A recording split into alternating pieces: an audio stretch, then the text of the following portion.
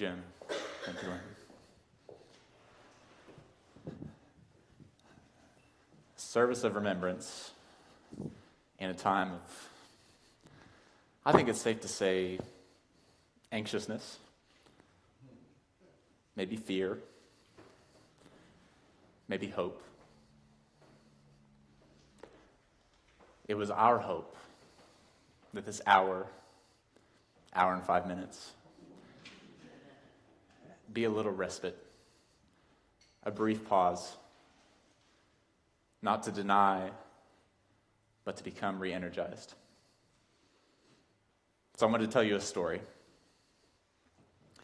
And I'm going to tell you a story that invites you to just be for a little bit, to just receive whatever you get out of it. So I invite you to close your eyes and imagine, as I try to paint a picture with words, that it is a Sunday morning in the autumn, and the clouds dot a bright, wide-open West Texas sky.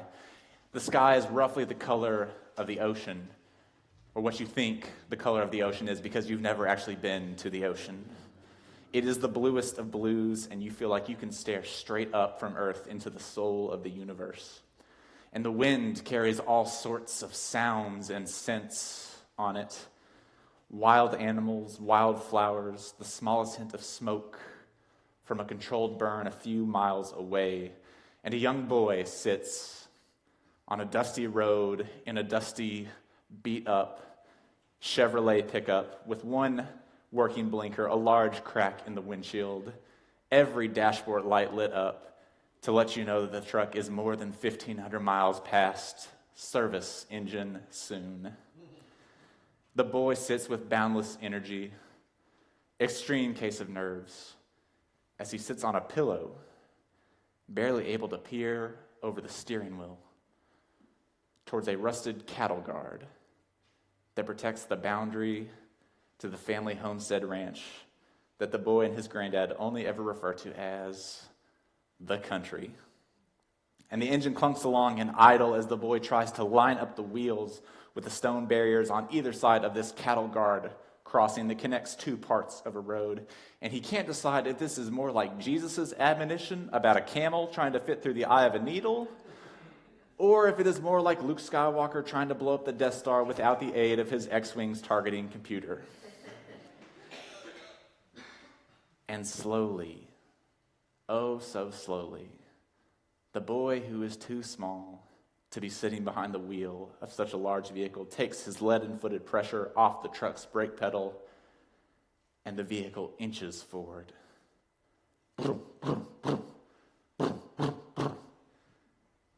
Clearing the stone pillars on either side by what must be feet, but feels more like millimeters to a 10-year-old. And as the trunk bumps over the gates of the cattle guard, it feels like this is the end of the world. But a few agonizing seconds later, it's over. And he's done it. He's through. The truck is through the gate. And to quote the great warrior prophet Jeff Foxworthy, nothing broke or fell apart or nothing. And as he's flushed with success, the boy throws the vehicle into park, exhales deeply, looks over to his wizened and wheezing granddad for a hint of congratulations. And the boy smiles, a mirror image of the crooked grin that his granddad has been known to flash after a joke or a kiss for more than 70 years in the Texas Panhandle. And granddad looks down at the boy that he calls Chigger, because either the Texas A&M Aggie wore him, or because the kid won't stop moving or let go when they wrestle, much like the blood-sucking insect for which he is named. The boy doesn't know if it's a good nickname or a terrible nickname, but it has stuck to him. It is part of him. And with a hint of that crooked smile, my granddad looks at me and says in that West Texas drawl, "All right, now let's go back through in reverse."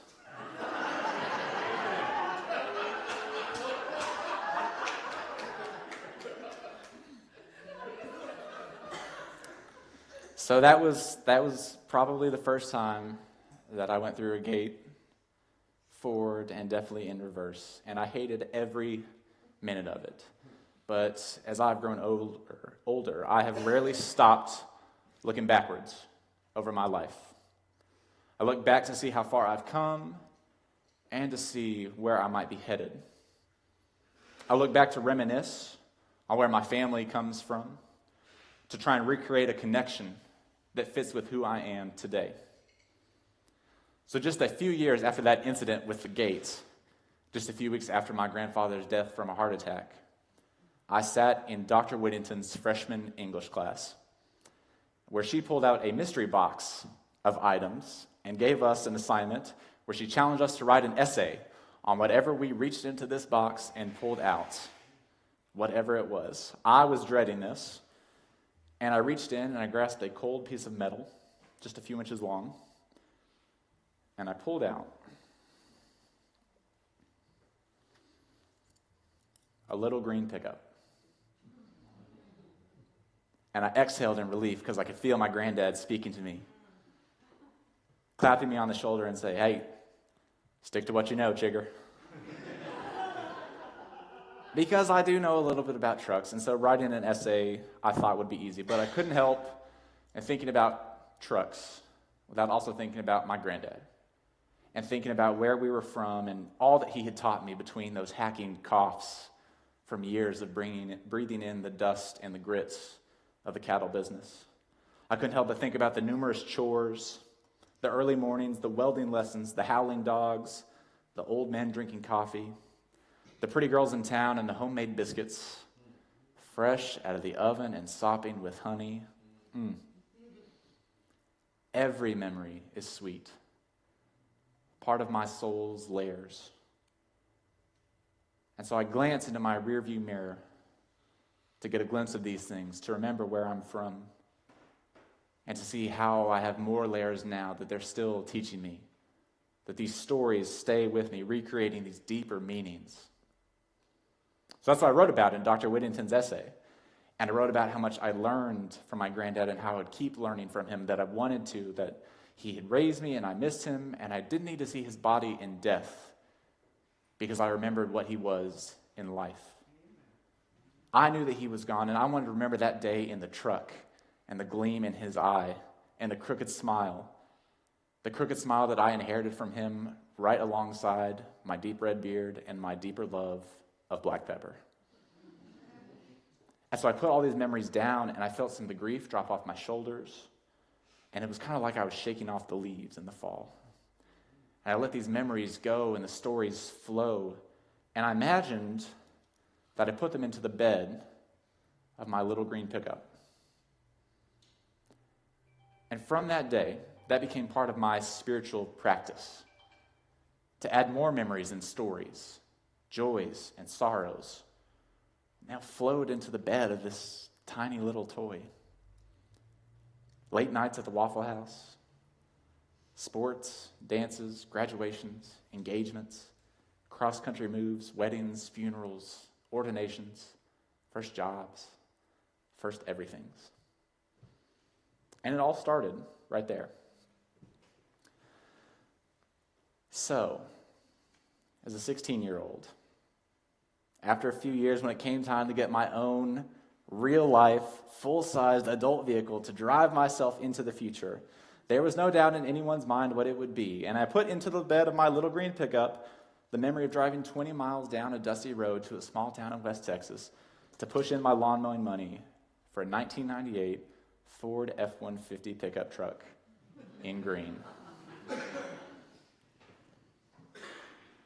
And thus, I put into my little green pickup the big green pickup. And I put into the big green pickup this little green pickup, and I carry it with me everywhere, even to this day. Because it reminds me of all the things that are a part of me, the gratitude and the mantle of my ancestry, the strength to leave home and drive on. Because I knew when I left Texas that I was making a decision. Then in some sense it felt like denying and leaving where I had come from. And I had to wrestle with that fact. That what it felt like abandoning who I was in favor of something else. That wasn't really what was happening. I felt some insecurity about moving to the East Coast and being a fish out of water. And I learned that I needed this kind of spiritual autumn, this shaking off of the leaves, to look back and reflect and to reconcile where I came from with where I'm going. Glancing in the rearview mirror, but also keeping your eyes on the road. Because obviously I've always felt the need to explain where I'm from and to show where I'm from, to be a kind of ambassador for flyover country. And for the South, for which I have a mixture of deep love and deep disgust. The isms that permeate my history and my family heritage with all those wonderful memories bound together in the bed of my little green pickup. So my identity was wrapped up in these moments of light and dark, of long pickup drives to the country to watch the sunrise. And I find that I think about that image of the light coming over the horizon to dispel the darkness more and more often in times like these. That image stays with me, and it makes me feel more connected to where I'm from, not less. So my spirit has become more secure as I've learned to wrestle with what felt like opposing forces, that duality of being a progressive-minded Southerner with a lot of white fragility and baggage to unpack. And I found that looking in my rearview mirror and reminiscing and reconnecting helped me do that, helped me feel more secure. To look back and to see my family's pride and prejudice showing more and more clearly, because if you know, when you look backwards from a vehicle, the objects in the glass are much closer than they appear. And it helped me to make sense of that, to look back and to see that that young boy and his granddad were still there, even 5,000 miles away. A part of me, teaching me, helping me to stay grounded, guiding me through that cattle guard year after year after year. And so I have come to love the fall, the autumn, because it highlights all these connections and memories. And it's a physical reminder that sometimes we got to shake stuff off to see what it is. It's a time to take a breath. Take an extra hour on a Sunday morning. Thank you, Daylight Savings Time. Autumn is the time for me to remember to not be too hasty, right? To not get to going too fast. That was one of the things my granddad often complained about people from the city. Towns of more than 2,000 people were considered the city. He said, they're always in a hurry. They don't got anywhere to be. So it's good for me to stop and breathe in this crisp, cool air and to take stock on how I'm doing. Am I going too fast without anywhere to be? Do I need to slow down and breathe? Take a moment to be centered, to be thankful for all the wonderful things that fall has to offer before we plunge headlong into what comes next. So on days like this, my soul feels a little autumnal. And I've begun to embrace the ability to let some things fall off. And I found that when I let things fall off, I am struck with the desire to either do two things, to connect or create.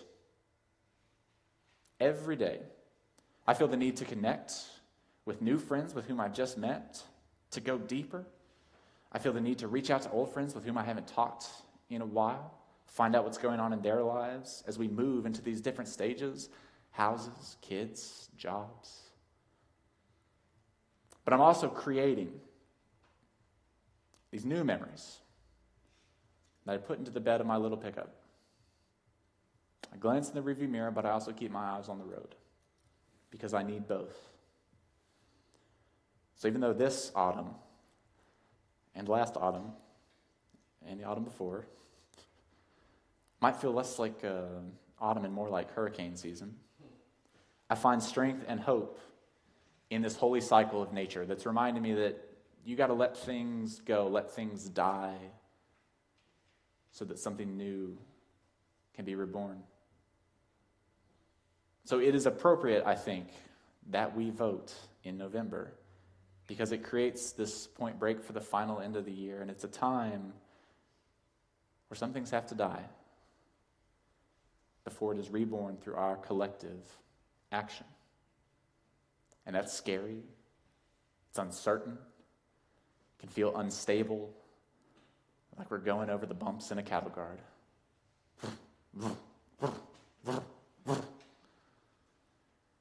But I firmly believe, Texan phrase, I can't not believe that after the autumn is over, after this autumn is over, come what may, winter will be here. And we're going to have to get through that together.